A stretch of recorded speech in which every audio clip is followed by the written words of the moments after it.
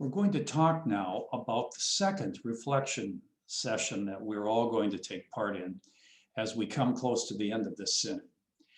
And the topic of the second session is something that was very much on the minds of the synod members as we went through the past year and a half together. It is how to become a more inclusive church, how to welcome people more warmly into the community. And this includes having a warm welcome and a big heart ecumenically for our Protestant neighbors and friends, many of whom we are married to or have in our families, but also for the many young people who often feel a little bit disenfranchised from the church.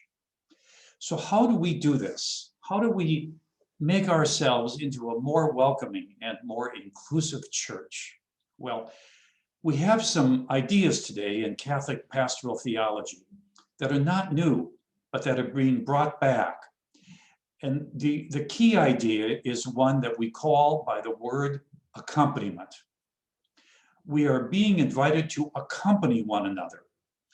In the past, often, if someone was divorced and remarried, or if they were living together without marriage, or a single parent, or a gay or lesbian couple, or if they were married to a non-Catholic or even a non-Christian, in the past, we have tended to judge them by objective standards and keep them at arm's length from the heart of the parish. Young people feel this very strongly because young people are raised in a culture of much greater diversity today, and they have a large heart for all those people that I just mentioned and many others. So how does accompaniment work? What exactly is accompaniment exactly? Well, here's what we would say.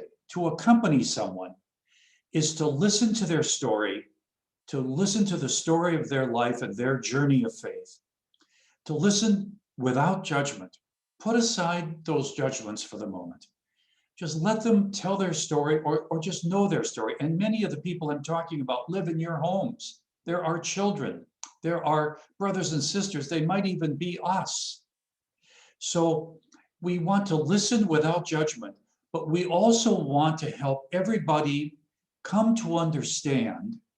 Another word for that is discern. Come to understand what it is that God is calling them to in this particular moment of their lives.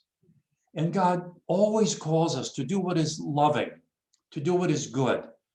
God never calls us into darkness, into sin, or into places where we hurt or harm other people or the planet.